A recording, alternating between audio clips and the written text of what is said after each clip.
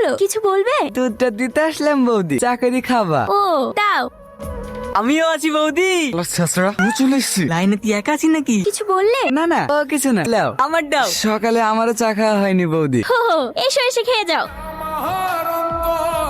আজিজ ভাই ভাই আয়, এখানে এক কাপ চা দিও বৌদি। শগুনের ফল আগে থেকে এসে বসে আছে। আচ্ছা এভাবে আমার পিছনে পড়ে আছো কেন? তোমরা কি চাও বলো তো?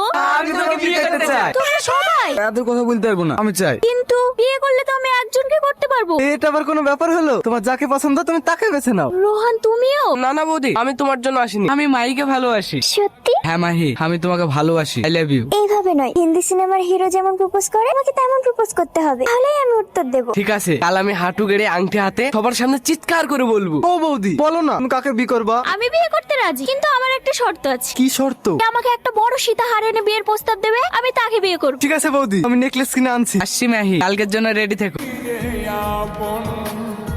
আমি আমি জানি তোমরা সবাই আমাকে ভালোবাসো, তাই আমি কাউকে কষ্ট দিতে চাই না। রে এতগুলা বিকরা একটু বেকায়দা হয়ে যাবে না? তাই তো দিদি, তুই তো সবাইকে আর বিয়ে করতে পারবি না। এই আংটিটা যার ভাগ্যে থাকবে আমি তাকে বিয়ে করব। লটারি? হ্যাঁ তোমরা বসো, আমি আসছি।